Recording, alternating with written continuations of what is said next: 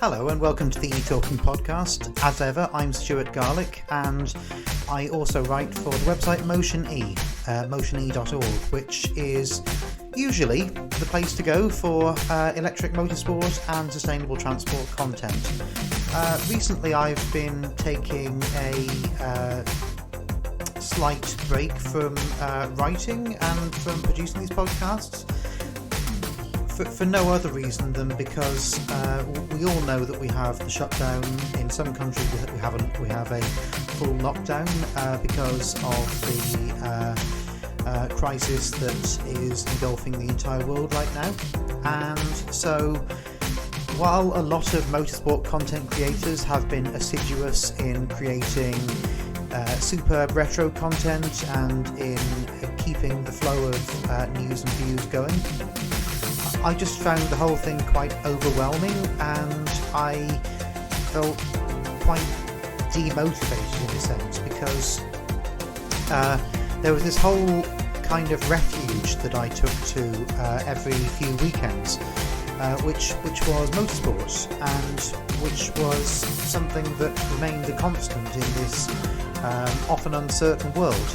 And now that we don't have that, I need to find other things to kind of hold on to.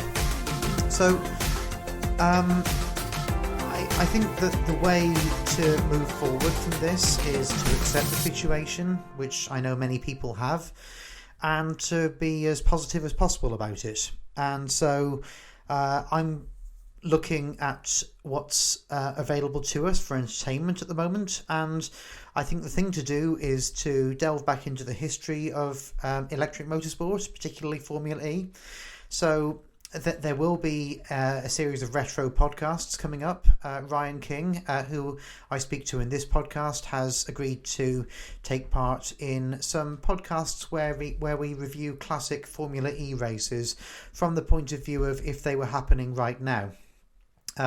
Starting with the Beijing E-Prix 2014, which is where the whole of Formula E history started. So we'll be doing that, but also looking to the present and looking forward to the future, we will be covering esports and sim racing.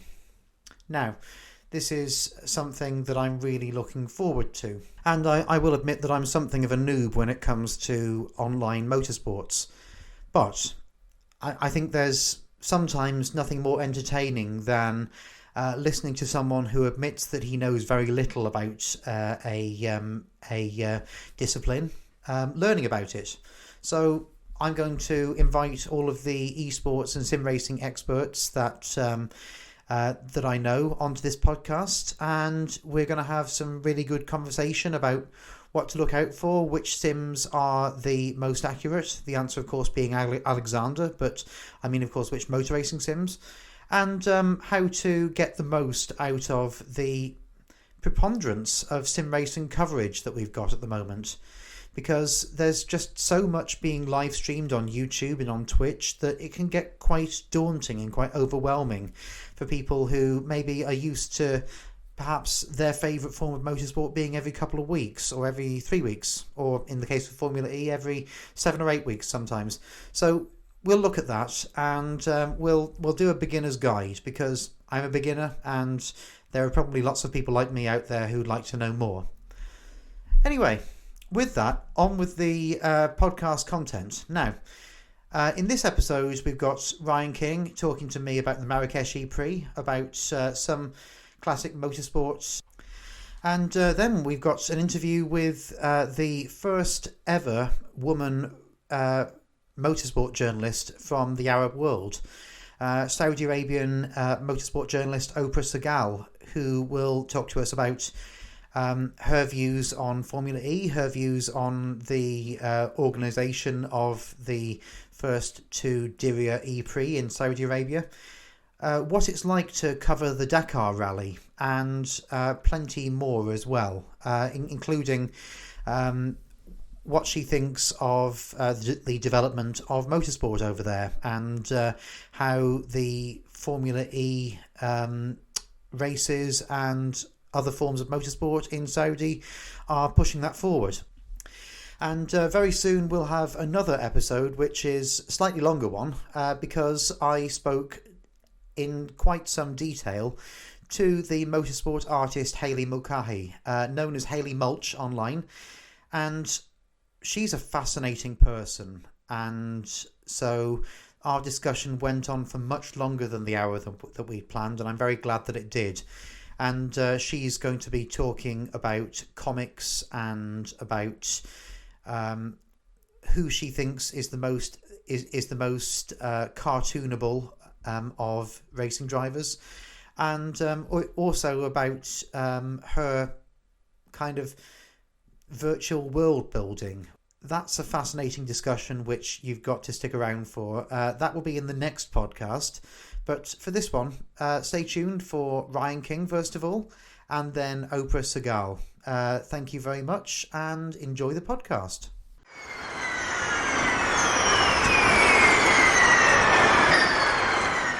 What was the most exciting thing about the Marrakesh E-Prix for you? I guess probably Antonio finally getting that win that he's deserved for, well, most of the races this season, actually.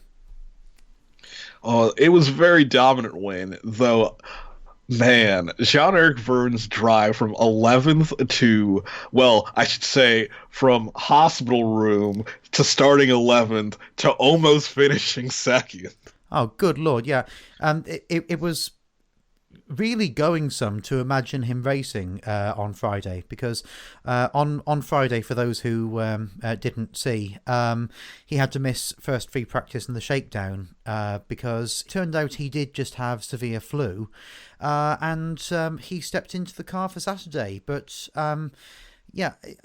so the way an E-Prix weekend works, or an E-Prix day works, you essentially need to be spending every single lap of every single session setting the car up and reporting back on data. And he wasn't able to do that for 2 sessions. So to haul the car up to third with what was essentially a basic setup, that's something almost none of the other drivers could have done, I imagine. No, and it was kind of a weird circumstance where free practice 1 was on the Friday before the race instead of being on race day like it normally is. Yeah, which in the end gave Jev something of a way back in, which he wouldn't have got otherwise, I suppose. Yeah, because if the race had taken place on Friday, we'd be talking about how James Rossiter had his first Formula E race. Well, yeah, so poor old James Rossiter did the Friday first practice session, and because he'd participated in an E-Prix weekend, he then couldn't take part in the rookie test, which he was scheduled to do for Techeetah the day after. Da Costa's now top of the table by 11 points. 11 points, quite some margin in Formula E. Obviously, that can turn around in a moment, but for Mitch Evans, it was damage limitation after that qualifying faux pas, wasn't it? Oh my! It was shades of the 2019 Italian Grand Prix, where they set him out near the end, hoping that, hey, if he, like, Evans himself said he believed he had a small margin to make the line, but by the time he got around, he was 2 tenths down. Yeah, and it was shades of Lotterer missing out in Berlin because he claimed he was blocked by Degrassi, except that this time there was no Degrassi. There was no Degrassi. Oh, it like, I understand why they put it off so late. That, the track evolves so quickly. You want to be the last person out on track, but the gap between being the last guy out on track and not making it before the session ends is so small that sometimes it feels like it really isn't worth it. Well, yeah, indeed. So Jean-Eric Vergne, I think we can say, is not out of contention for the title, because if we look back to season 5, I believe he was in worse shape than this going into Sanya round 6. So actually, he can still stage an epic comeback.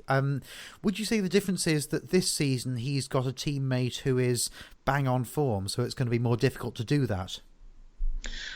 Yeah, you could make the argument that it would be more difficult to do that, especially when his team is the person he's chasing down. Though it might help in certain situations to have your teammate at the front of the field, probably with you, where you hopefully we don't have a repeat of Mexico, but it's better to have someone that you're comfortable driving around than someone who's racing you hard on another team. And can the two Techeetah drivers trust each other in this sense? Because they seem to work together incredibly poorly in Santiago. Then in Mexico, there seemed to be an attempt by the team to use their pretty much equal speed to their benefit by playing a slipstreaming game that didn't work out. Then they used the fact that Jev was obviously coming through the field and was having to use up more usable energy to effectively use him as a battering ram and as a block to prevent Gunter getting past and eating into Da Costa's lead. But presumably they won't be able to play that team game every race. So what do they do the next time that both drivers are in an equal state and are both challenging for the same position?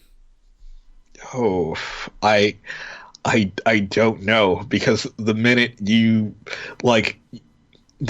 tell your driver to do anything in that situation, they're gonna feel like if they clearly don't see that your order is benefiting them, they're just gonna assume that it's benefiting their teammate.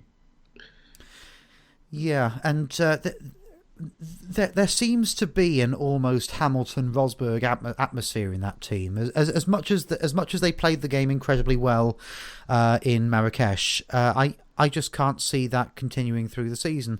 Of course, this might all be a moot point because we might just have seen the season finale.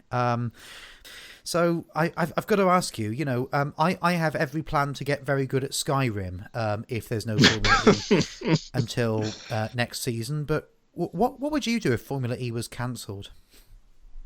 If Formula E was cancelled, I would. Just until season 7, I would try to petition everyone at Formula E, hey, let's bring back the E-races, second half of the season, online on R Factor 2 Formula E.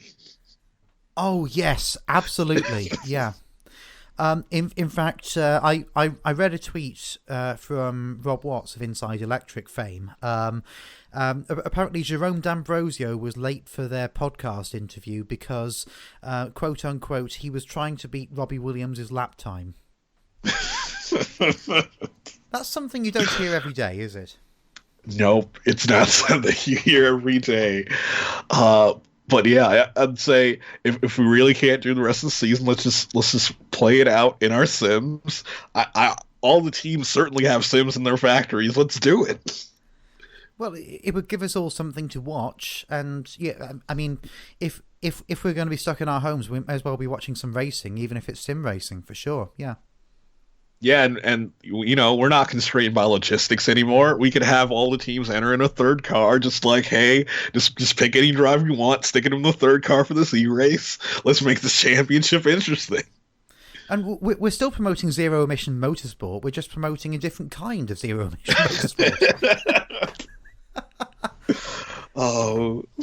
But I mean, in all seriousness, while Rome looks severely affected by coronavirus, and Paris looks at least minorly affected, Berlin I think has yet to have its first case, and London's only had one reported. So there is still a possibility we can maybe finish the season at least, and I think that's the best we can hope for at this stage, isn't it? Yeah, it's being reported that it's heavily rumored that Rome, Seoul, and Jakarta would be canceled, but Berlin and New York would be expanded to double headers. So in terms of net races, we'd only be down one race. All right. So assuming we do get some races in the rest of this season, there are some drivers who have been not at the races so far, or have been quite away from contention. Now, in some ways, Alexander Sims shouldn't be in this conversation because he's had his first win and he's had some brilliant showings, but he's gone off the boil in the last couple of races, and I wonder if that's just because Max Gunter is shining particularly bright and is thoroughly confident, or is something about Sims more liable to, get him a good couple of races at the start and then go off the boil later? Oh, I'm not particularly sure, because I wouldn't say it's just a Sims problem. It's just that Max Gunther's peaks have been a lot higher than Alexander Sims. And drivers who are genuinely having an absolute mare of a season. I hate to talk about Felipe Massa in this context. Yes, well, where Felipe, it seems like I don't know what's wrong. Where it's it's not the car. It's not the car. But it seems like he just can't really get to grips with the style of racing in Formula E. Which happens to a lot of people. I think he was brave to give it a go in the first place, given his high reputation from F1. I think he was. I think he was right to give it a second season because usually drivers take a while to learn, but it doesn't seem to be getting any better for him. Can we assume that he will probably step aside for another driver at the end of this season? Maybe a Norman Nato, for example? I'm not sure if he would step aside, considering that, especially to Venturi, that Felipe Massa is undeniably a massive name. He spent, almost 15 years in Formula One. He is a household name no matter where he is in the grid. Hmm. Well, he is, but then so is anyone called Leclerc, for example. Ooh, I don't know if Arthur Leclerc is ready for Formula E. He probably isn't. So Arthur Leclerc, the younger brother, I think, of Charles Leclerc. Am I right? Yes, the younger brother. The only reason the way I remember it is remembering the Peak brothers and how there's Charles and Arthur Peak, and Charles is the older one. Ah, right. Yes, that's going back a few years now. Yes. By the way, what happened to Charles Peak? He went into sports car racing. I do believe he's actually retired from racing now. He was a genuinely decent F1 driver. I felt sorry for him, slipping off the back of the grid like many people do. Yeah, it was hard being at the what I like to call the expansion teams, the teams that came to F1 thinking that they were going to have a cost cap. Mm. As did the great USF1 as well, which dearly missed. But by the way, for anyone who's listening to this podcast and wants to delve into old F1 YouTube, there is a great series that was put together by someone using a voice, using a text-to-speech program on a computer. It was the USF1 story. Have you seen it, Ryan? No, I have not seen it. I do know the story of USF1, but I haven't seen that particular video. I will send you the series of 7 videos. It's essentially it focuses on how Peter Windsor can't build a car, but he can build toasters. Yes, the famed USF1 toaster. Oh, you know about that? Okay, great. Yes, I know the story of the team. I haven't seen those particular videos. Okay. But yeah, so Massa having a difficult time, but you still think that he probably will get another chance, yes? Yeah, considering that, I don't know, it's a weird circumstance with Arthur Leclerc where I think going into this year, he has a full season program with Prima in Formula Regional European Championship.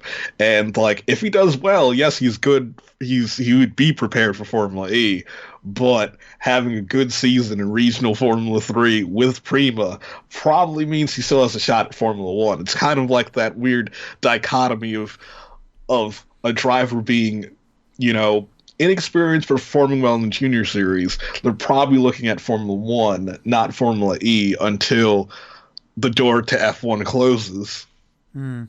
Probably. Will it ever come a time when people, perhaps like Mitch Evans and like Max Gunter, focus on Formula E to the detriment of F1? I would say maybe it may be sooner than we think, especially with how young the drivers are in Formula One, where it feels like we're getting to a time where, say, Max Verstappen was 18, 17 when he came to F1, and he's going to have at least 20 years in Formula One guaranteed. If F1 gets just a slot of just really young, just 18, 19-year-olds, they're going to completely shut the door to get into Formula One, where there's just no seats available. The door in F1 is very much only open to drivers under a certain age these days, and it's not so long ago that drivers would come into F1 or, you know, sports car racing or IndyCar or whatever, age 24, 25. In fact, I was looking at the fact that Mario Andretti is 80 today, as we record. And he was racing in the 90s. Well, and I did a count back and I thought, hang on a minute, that means that when he signed with Alfa Romeo in 1980, he was 40.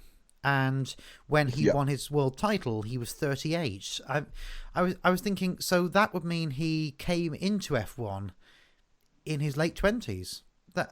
It's a completely different world if you look back at the late 60s, isn't it? Yeah, it's a completely different world, especially in North American motorsport, where we still have that to a certain degree, where it's like, hey, Takuma Sato is still a frontline racing driver over here, and he's in his mid-40s. Well, and Kyle Busch is now talking about doing Indianapolis when he's in his late 30s, I believe, isn't he? Yes, and I don't know. I think that's where F1's heading younger to, I would say, to make a comparison here in the U.S. where between professional, like the way professional basketball is played and the way college basketball is played, where college basketball is played at a lot higher pace than professional basketball, mainly because the coaches know that these younger players not only have like just the physical endurance and youth to just play faster for longer, but they know that, hey, these guys are not going to be here in college for that long, like 4 years, and it's over. It feels like, to a certain extent, I don't know if it's going to catch up with these drivers, but it feels like these teams are like, just push them as hard as we can. Everyone in sport gets a short career. Racing drivers, perhaps more than most at the very top level.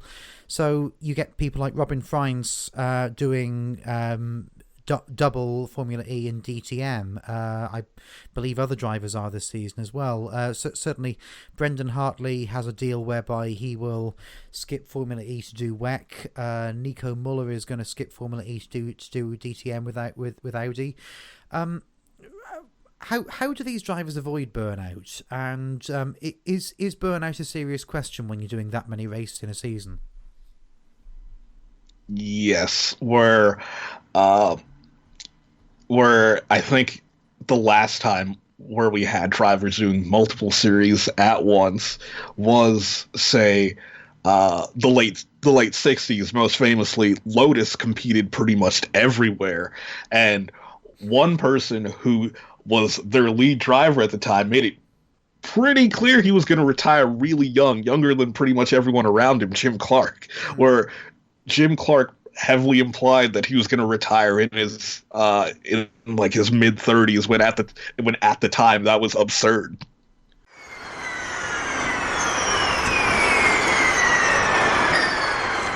Welcome, Oprah, to the podcast, and thank you for coming on. Oh, you're welcome, Stuart, and thank you for having me. I'm Oprah Sagal, and here in Saudi Arabia, and I'm the only and the first motorsport journalist in Saudi Arabia, and I can say in the Arab region, in total. So, motorsport, it's my passion, and it started when I was young, because a long time ago I wanted to become a racer, or a driver or a racer female. But being in Saudi Arabia was something we can't do it at that time. And after that, I loved motorsport when I was young, very young, and I've been like watching it long time ago. And once, I couldn't come to become a racer, I just wanted to become, I decided to become a motorsport journalist, which is, I could say it's the same thing, but it's not the same thing. But I can deliver the motorsport, how to say, the culture, and I love the watching it through TV. Back then, TV was very a little bit hard, but I used to catch the newspaper back then. And then, I became like more in love in this motorsport, knowing, and I wanted to know more about, in technical, how these cars, works in Formula One, because Formula One was the beginning. After that, I became a motorsport journalist by writing in some websites, because long time ago I lived in Malaysia for, how to say, for a short time, I can say around 5 years like that. And, I have covered, I had the privilege to cover the first as well, the event were going, the event that coming to Malaysia at that time, which is the Formula One. And I used to write in some websites as well for the university websites to talk about the Petronas Mercedes back then in 2010, when they're in their debutant, when the first time that Mercedes have came here, to Malaysia, that time. So I was, it was an amazing time. I had that back then in Malaysia. I saw Michael Schumacher back then with the team for the first time in 2010. I saw as well Ross Brown, who was the technical director for the Mercedes AMG. And since then, I wanted just, to continue what I started there. That was in personal meeting them. But before that, I used to write in websites. Well, indeed, and I would imagine as well that while it was, I guess we can say, unconventional at that time for a woman to become a motorsport journalist in Saudi Arabia, probably now there are other women who have been inspired by you and are wanting to become motorsport journalists as well. Would you say? Yeah, there is a lot actually. Motorsport actually, it's something you can actually easily fall in love with this, because it's not like football, we could say. Motorsport, we're still having a lot of problems, to know about motorsport. If we are not even only, I'm not talking about women, I'm talking about men and women, because it's not easy to learn about it. You have to know it long time ago. You have to have the base or the basic, information about the motorsport, so you can fall in love with this sport, so you can just going on, so you can just keep it on as a passion. It's not easy to cover motorsport, news and stuff, because you have to know it very well. And for a woman, it's a very interesting thing, for a woman to know all this stuff, because because we are the same, men and women. I'm not saying that there is different things between them.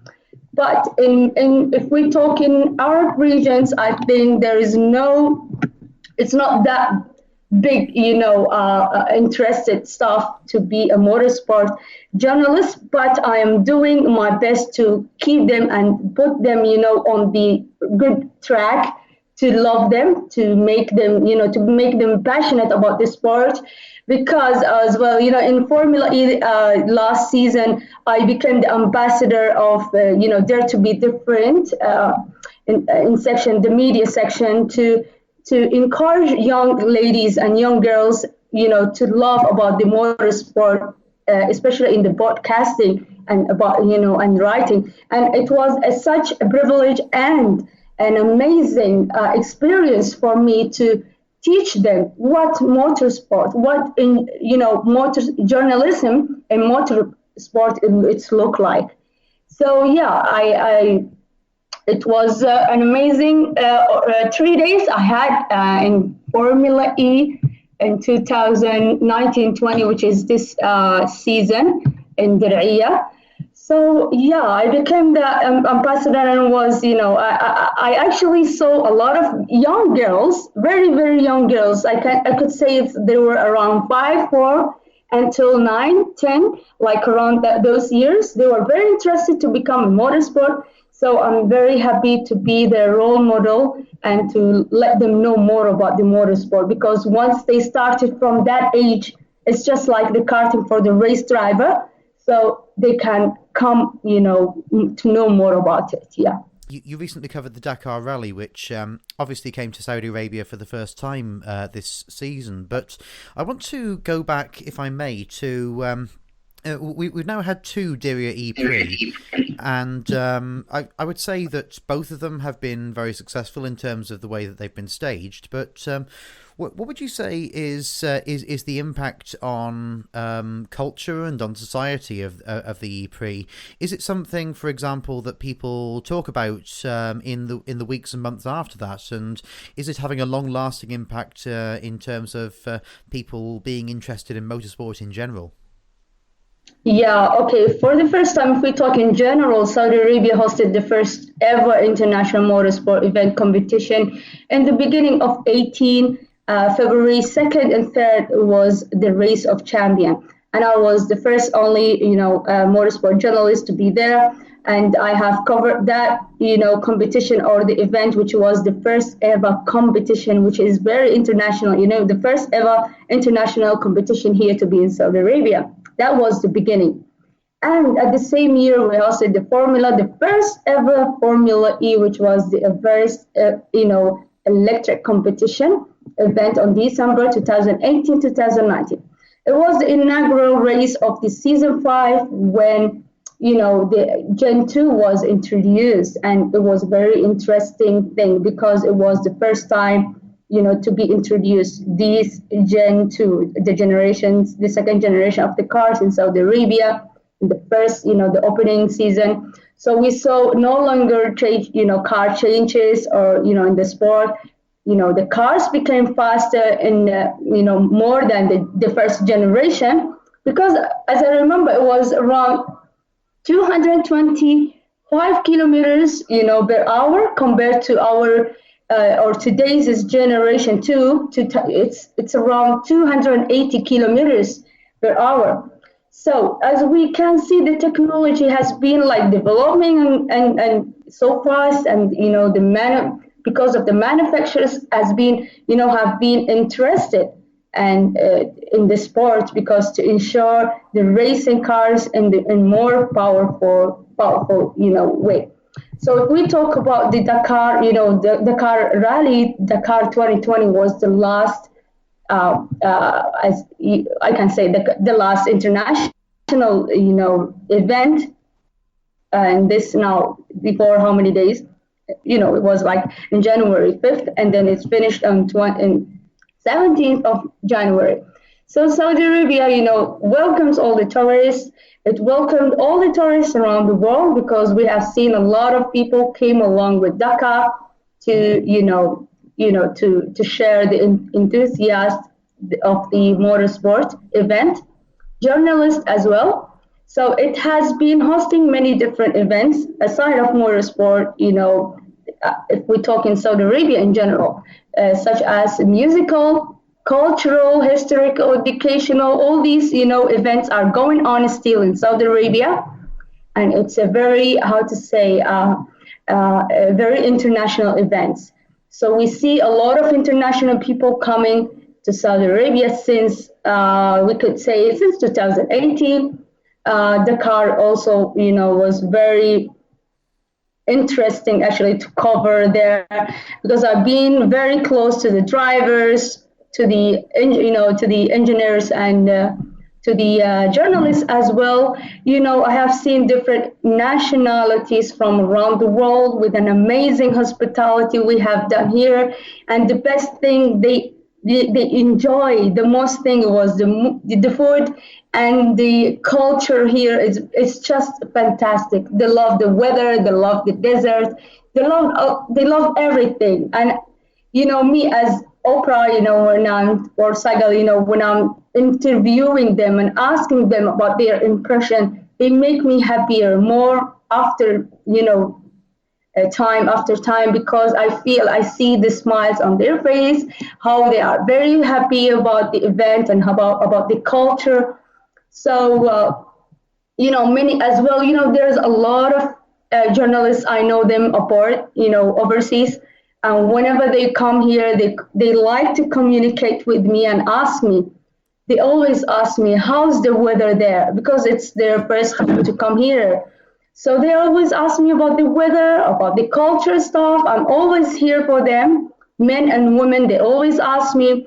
I remember many women as well, the journalists ask me, should we have to cover our hair or should we cover our face when we come there? I always tell them, no, you just feel free. It's just like your country. Come here, feel free, whatever you like. It's just be happy.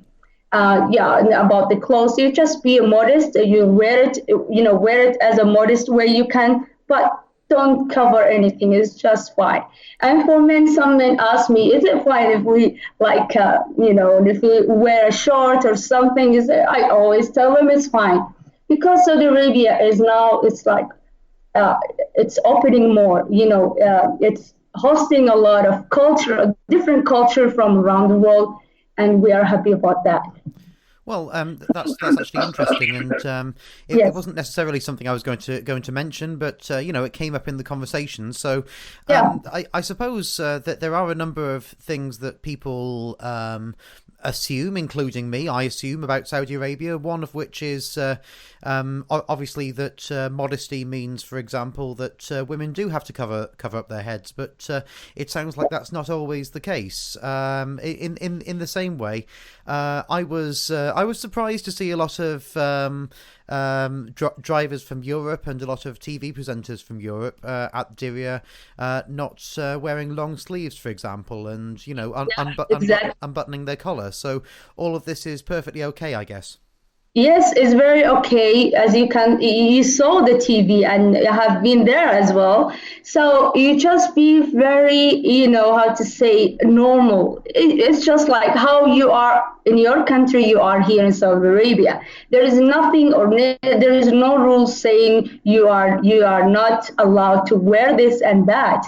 So as long it's a very modest, a dress or a shirt or something. Women, the most important thing is that, because they worry about that, which is women should be covered their head. No, it's not. Their face. No, it's not. Just be as happy you are. You can come here, and as you saw, maybe we can see even in many different events in Twitter, if we see, because it's not only motorsport, there's a lot of events is going on here, which is the winter, for example, like winter, there's a lot of winter events going on. If we go there, I see a lot of international people who came across around the world, from Europe, from America. They are just happy. What they are wearing is just a normal thing. Women are not covered. They are just wearing a modest clothes, and that's fine. Yeah, but what I love to see these women, especially women, when they are come here, they love to wear the traditional clothes of Saudi Arabia. So I see them. They are the ones who love to wear abaya, which is the veil or the black veil that they love. The Saudi women who wear. Yes. So they love to buy it and just feel like you are in the traditional place. You are in the culture. You're living the dream, or you are in the culture with the people you came for. So they like actually to buy it, or just to keep it for a gift for their family. Maybe then when they go back, and it's very amazing to see them. They're loving our culture here. Yeah. Well, this is definitely an interesting conversation. It's very nice Yeah. to it's very nice to be able to travel through podcast, as it were, because obviously I haven't yet visited the area. I would be delighted to when they stage the E-Prix next November. We'll Yes. have to see, but it be something I'd Yeah. like to do. But if I can if I can talk about the E-Prix a bit more, obviously it was part of the Diriyah season, which was an entire month of cultural events. But after the E-Prix, there was a fairly big concert with Imagine Dragons and Clean Bandit. Is this the kind of thing that visitors to Saudi Arabia can expect more of? Are there a lot of these Western bands coming into the country, and will they increase now that the visa rules have been relaxed? Yeah, actually, these international musical events has been coming since the first Diriyah E-Prix, and it was very interesting to see all these international singers coming through, from around the world and come here to the stage, and people were welcoming and very happy, and the enthusiastic was just something we cannot even explain. And after that, in Diriyah, the second year, which was the two rounds, we've seen a lot of also, the musical stages here as well. And it's not only there because it's not related with the motorsport. Because if we talk in general, there was another event which called a Middle East, and we have seen a lot of international DJs that I can't even call all their names because there are a lot. So it was something very welcoming, very something welcoming. But I can say it was the beginning was from that time, from the first Diriyah E-Prix. Yeah. All right. So if we talk about more generally the development of motorsport in Saudi Arabia, obviously it is happening, and we'll talk later about one of the drivers, but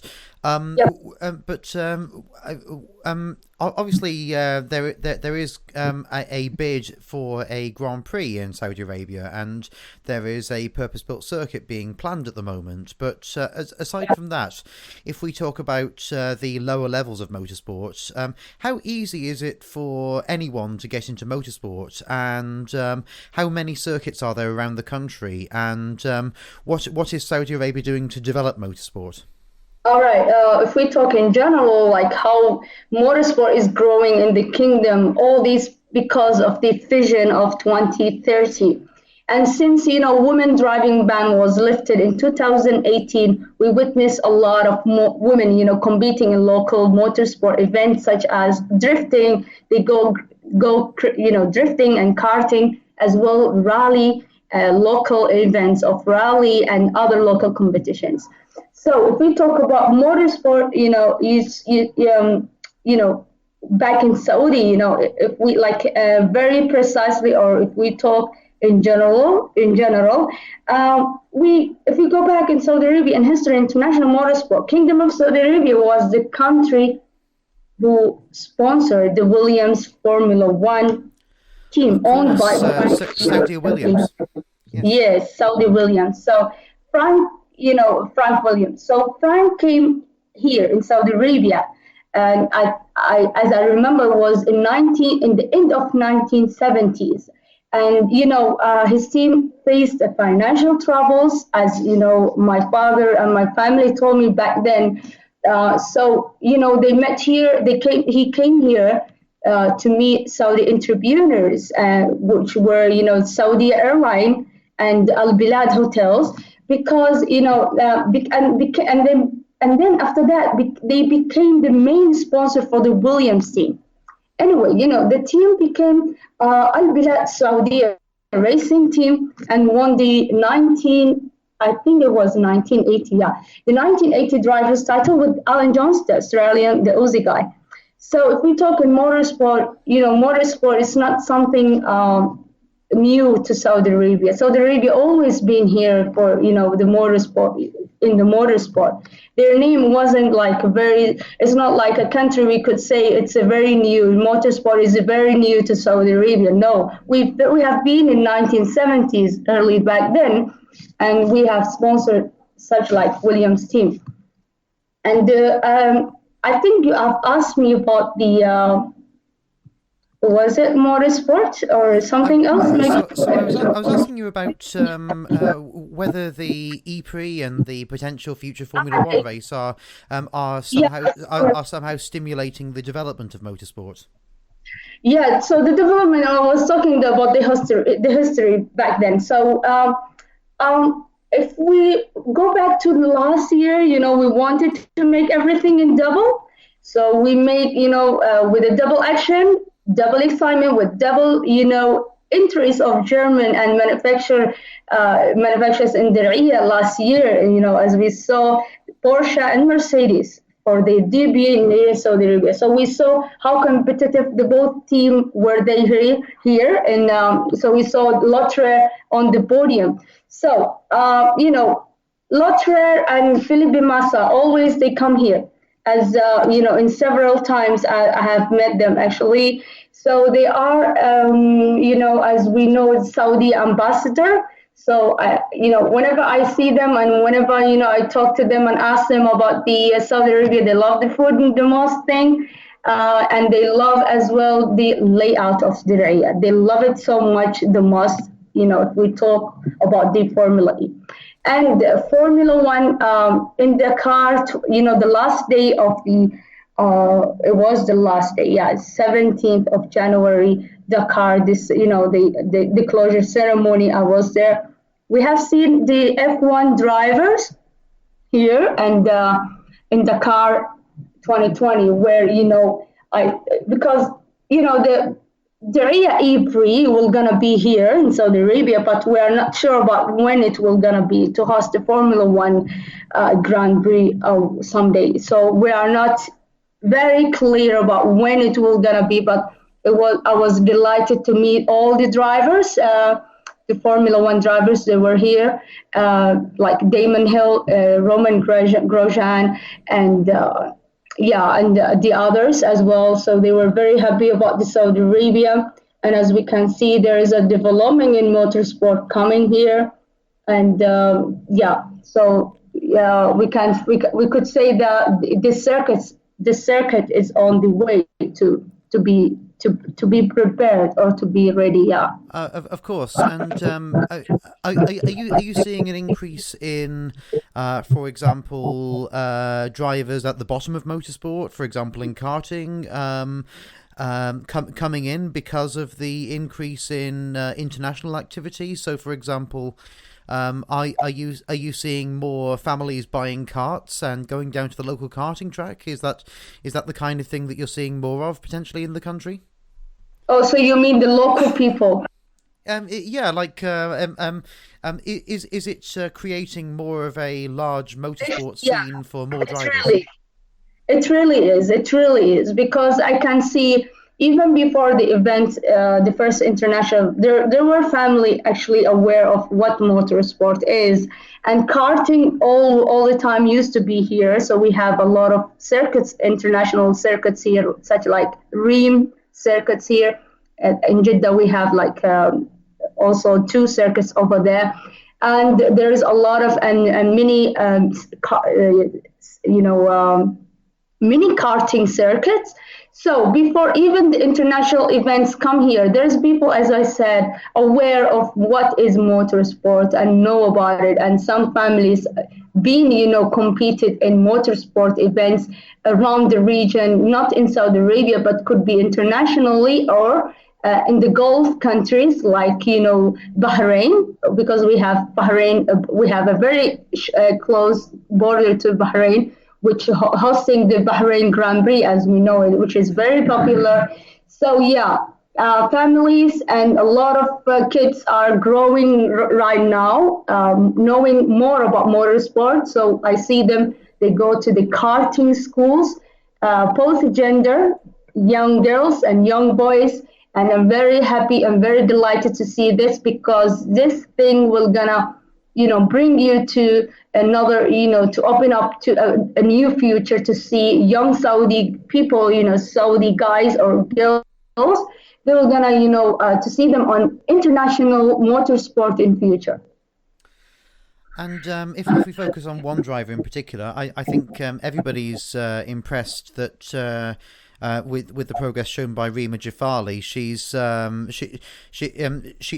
had some promising results. She appeared for one race in the British Formula 4 Championship last season, and this time around she's doing a full season in the UAE Formula 4 Championship. So she's the first ever woman Saudi Arabian racing driver, and I wonder how much of an impact do you feel that will have on the country? Obviously, as a country, it's going through a lot of positive changes. So, is this going to encourage more women to follow into motor racing and into other disciplines involving driving? Do you think?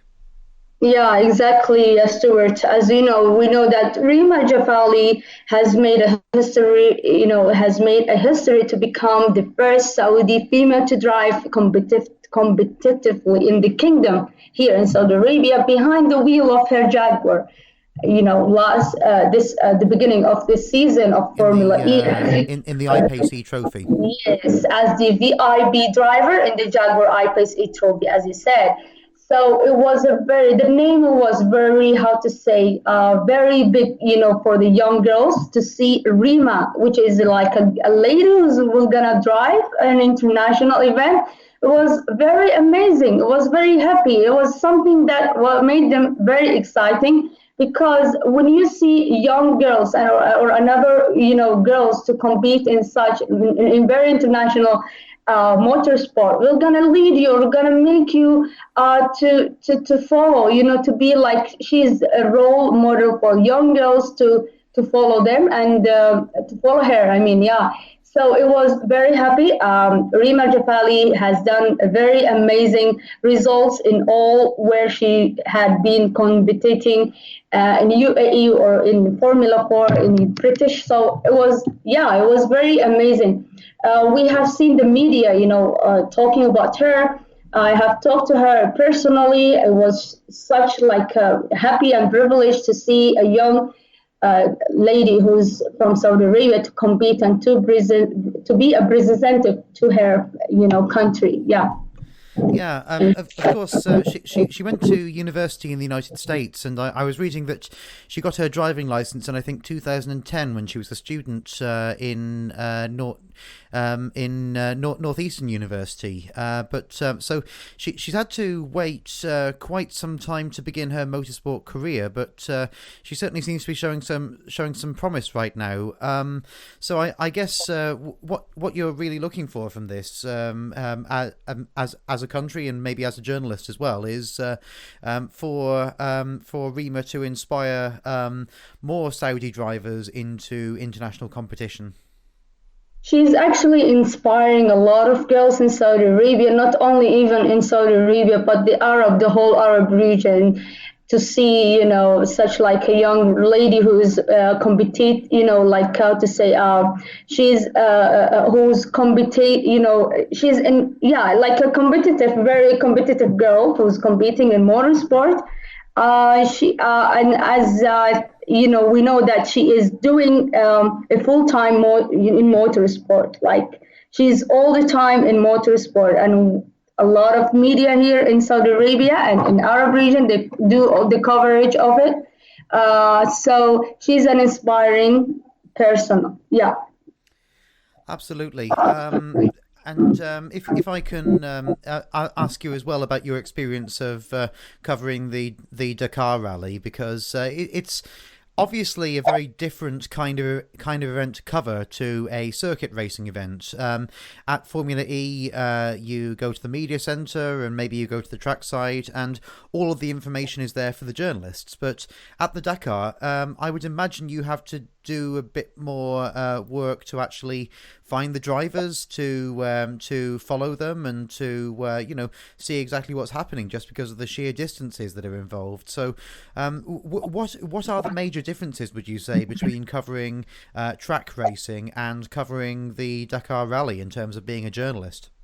All right. Okay. If we talk about the in general, first of all, Dakar 2020 was the first time to be in Saudi Arabia. So Dakar, it's something I always read in newspaper all the time, and we used to just cover it by not being there as a person or to go there, but it was something I always wanted to cover it. And when I come here in Saudi Arabia, I was the most happiest journalist, I can say, to come here and to get the experience to cover it from a very close, seeing and asking all these drivers. I have been following Dakar since the beginning, even before they come here in Saudi Arabia, because we have been.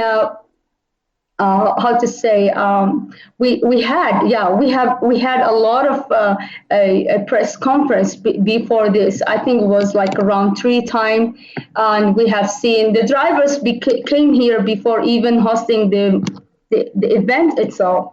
So there is actually a lot of differences, because this is an off-road and this is not, it's different.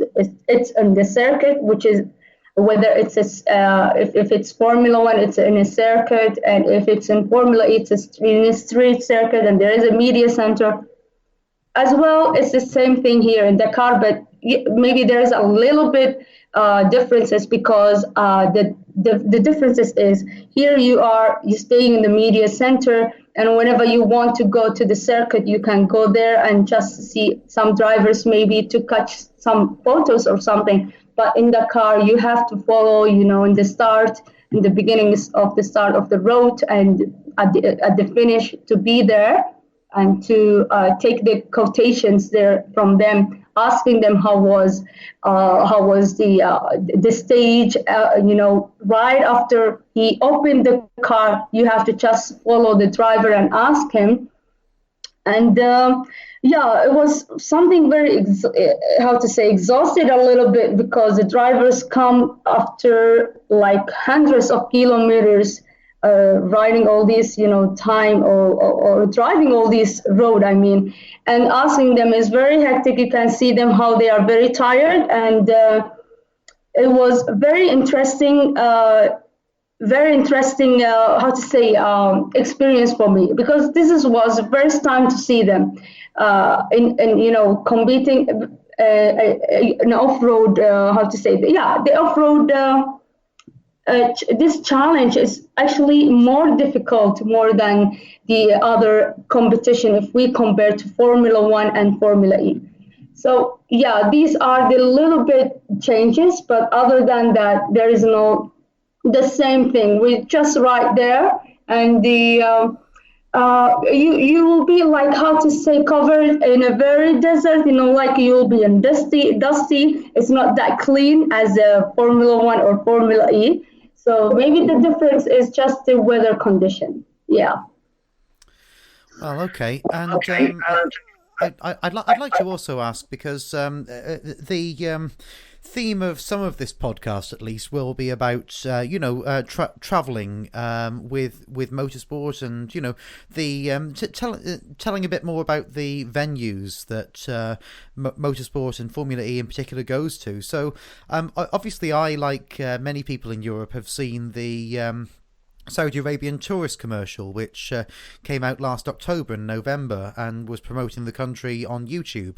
And it really gave me a different impression to all of the guides that I had read, because that they were all about the cities. They were about staying in Riyadh, staying in Jeddah, and about what it's like there. But I really had no idea that there were so many, for example, ancient monuments, and so many places to go in the desert that were interesting to look at and had hundreds or maybe even 1,000 years of history. So is this something that now people are being encouraged to look at, and is it something that is easy for a tourist to reach if they wish to book a tour into these more ancient parts of Saudi Arabia? Yeah, actually, there is a lot of tourists coming, and there is a lot of events, as I said before, is going on until now. There is a musical and cultural and historical and whatever, and people around the world, love to come here in Saudi Arabia to experience the culture here, and the historical, because we have a lot of historical events. I mean, like places and locations, such as like Diriyah, which is in the UNESCO Heritage. And we have also Neom. I think you have heard about it, Al-Ula, because if we remember, the road of Dakar, some of the stages gone through very cultural and very historical locations, which was a very amazing to see, because Dakar 2020 as well has showed us how beautiful Saudi Arabia is. Seeing these, footages from the helicopters and from the, many different angles. So yeah, people became more interesting after Dakar as well, because people are not even seeing these footages and these pictures and these events as a motorsport event. They are seeing it as something different, like cultural and historical. So a lot of events are going on right now in the north of Kingdom of Saudi Arabia and south. North, there is a snow. Can you imagine that? Saudi Arabia has snowing, yes. And there is half of the part of north of Saudi Arabia is completely white. And I have seen a lot of international people coming through here from the UK, from America, from Europe. We can say just in general, came here to see the culture, how they want to feel, because people from around, the world or outside or overseas, they all think that Saudi Arabia have only one weather, which is a very hot and very desert way, because Saudi Arabia is a very big country, and I can say it's a very big continent, because it has 4 different weather or 4 different seasons. We can see the spring. There is some parts of Saudi Arabia all the time it's a spring. There is some parts in Saudi Arabia all the time are summertime. We have the beach. We have like Jeddah. If you go to Jeddah, it never goes very hot, but it's like very. It has that good weather, which is with the beach. Weather is always different than the winter beach and very summer beach. So people were very shocked when they come here to see all this. Saudi Arabia, the weather, whether it's in the weather, because it became like, they shocked because it became like a continent, which it has everything, like all the weather, as I said, it has the snow, it has the desert, it has the summertime, it has the spring, it has the fall. So yeah, and the most beautiful thing you see here is the mountains when you go there. So yeah, that was the very interesting thing that's going on until now. There is a lot of, actually, I can't say all the names, but there is a lot of events going on, and people are enjoying from outside. They're coming from overseas, and they are enjoying it very, very well. If we, because I'm following it on the local TV, so they are just very enjoying it. Yeah. Well, thank you for listening to the E-Talking podcast, and thank you to Ryan King and Oprah Sagal for taking part in it this time. As I say, the upcoming podcast will feature Hayley Mulcahy, Hayley Mulch, and also stay tuned for the upcoming content related to retro Formula E, to esports, and to hopefully what we can look forward to after this situation that we're in lifts. So I'm looking to lift my own spirits, but also to lift your spirits. So, as I think Lewis Hamilton said once, we all raise each other up. So let's do that. Thank you and goodbye.